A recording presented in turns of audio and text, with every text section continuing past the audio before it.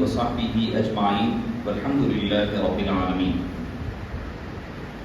فأعوذ بالله من الشيطان الرجيم. بسم الله الرحمن الرحيم. إنما يخشى الله من عباده العلماء. صدق الله العظيم.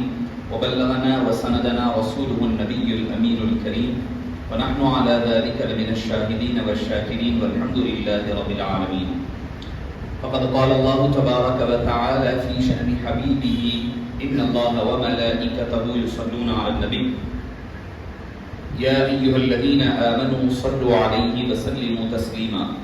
اللهم صل وسلم وزد وبارك على حبيبك سيدنا ونبينا ومولانا محمد وعلى آله وصحبه أفضل صلواتك وعدد معلوماتك وبارك وسلم صلاة وسلاما عليك يا سيدي يا رسول الله صلی اللہ تعالی علیہ وسلم. نگرانی و رونق محفل حضرت العلامہ مفسر قرآن پروفیسر ڈاکٹر محمد مصطفیٰ شریف صاحب مدت فیوزہ،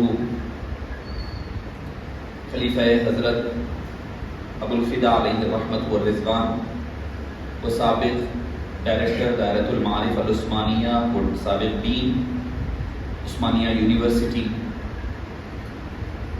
اور شہزادگان حضرت ابو الفدا قدس اللہ سرہ العزیز حضرت محمد سعد اللہ خان صاحب نقشبندی مجددی مدت فیوزہ، حضرت محمد عبد الحنان خان نقشبندی مجددی مدت فیوزہ، اور کرام قدر حافظ و قاری مولانا محمد مزمل شریف صاحب حفیظہ اللہ، اور برادر طریقت مولانا محمد مختار خان صاحب حفیظہ اللہ، اور جمیع سامعین کرام. جیسا کہ آپ حضرات بخوبی واقف ہیں کہ کل ہم جلسے سے مکمل فراغت کیے ہیں، آپ حضرات سماعت فرمائے ہیں، پھر آج بھی یہاں پر 8:45 کو انشاءاللہ العزیز جیسا کہ اعلان کیا گیا حسب اعلان میں اپنی گفتگو کو اختصار کے ساتھ ختم کر لوں تاکہ استاد محترم کا تفصیلی خطاب سماعت فرما سکے. معزز سامعین کرام، یہ محفلیں کیا ہوتی ہے؟ کل بھی میں نے جو مسلم شریف کی ایک حدیث پاک ذکر کی تھی، اس میں حبیب پاک صلی اللہ علیہ وسلم نے فرمایا کہ اللہ کے نیک بندے کون ہیں، اللہ والے کس کو بولتے ہیں. اور پہلے تو میں آپ تمامی حضرات کی توجہ ایک اہم بات کی طرف دلانا ضروری سمجھتا ہوں. آج آپ نے دیکھا ہوگا کہ عرس شریف کس کو کہا جاتا ہے.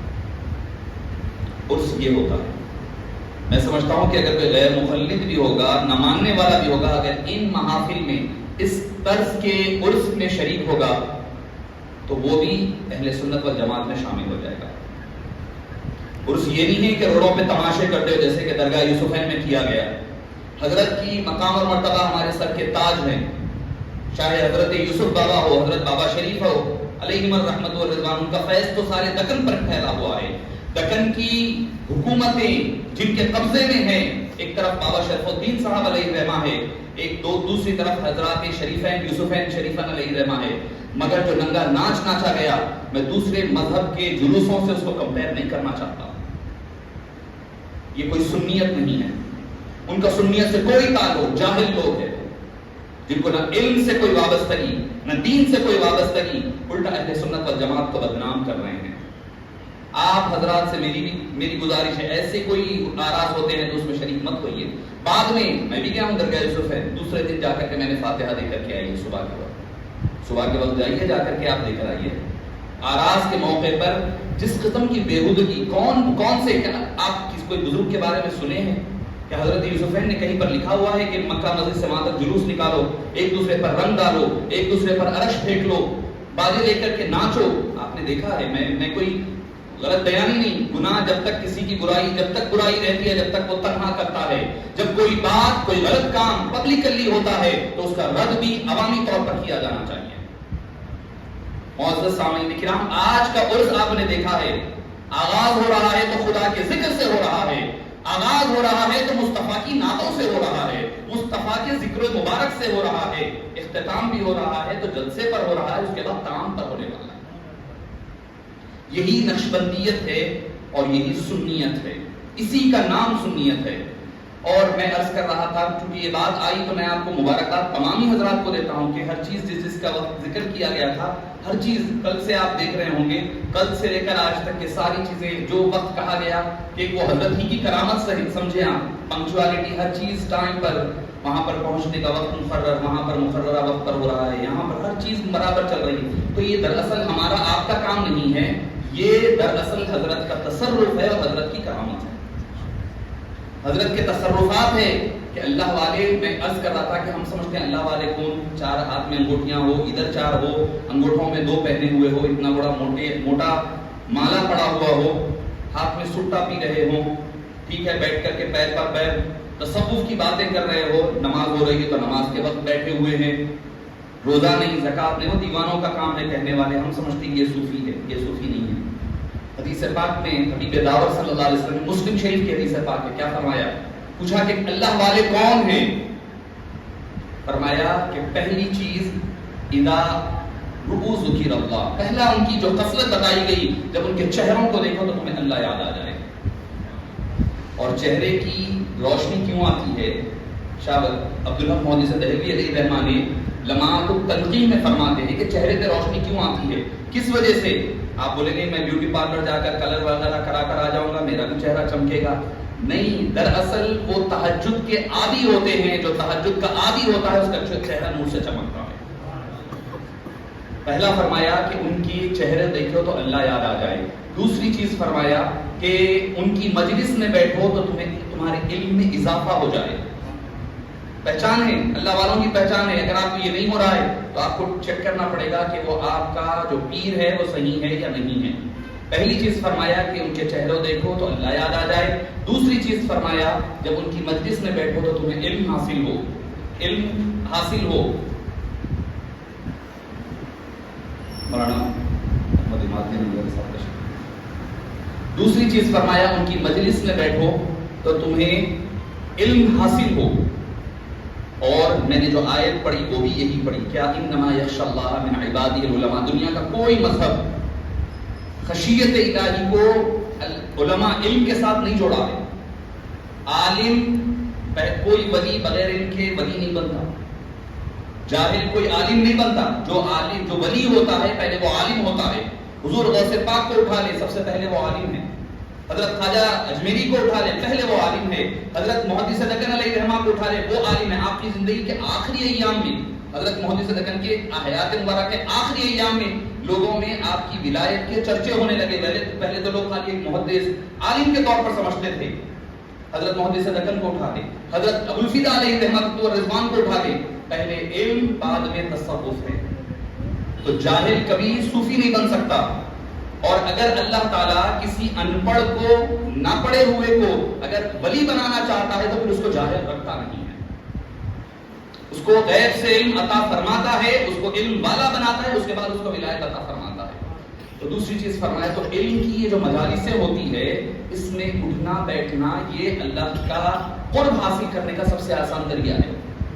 انما یخشی اللہ من عبادہ العلماء. خشیت الہی کو اللہ تعالیٰ نے علم سے جوڑا ہے. یہ دنیا کے کسی مذہب میں نہیں ملے گا آپ کو.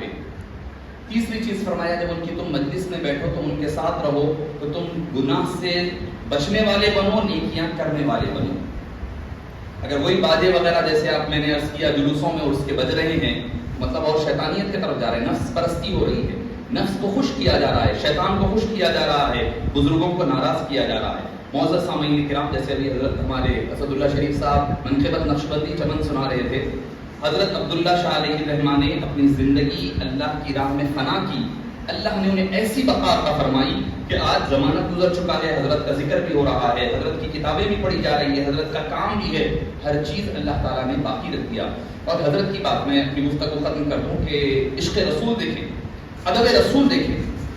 درود شریف آپ پڑھتے ہیں نا، حضرت کا ہمارے پاس جو اکثر ہم درود شریف پڑھتے ہیں، اللہم صلی علی سیدنا محمد وعلی آل سیدنا محمد وعلی آلہ وصحبہ افضل صلواتک وعدد معلوماتک وبارک وسلم.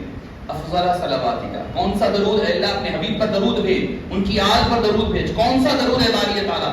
افضل صلواتک، جو تیرے صلوات میں، درودوں میں سب سے افضل درود ہے، وہ درود میرے حبیب پر بھیج.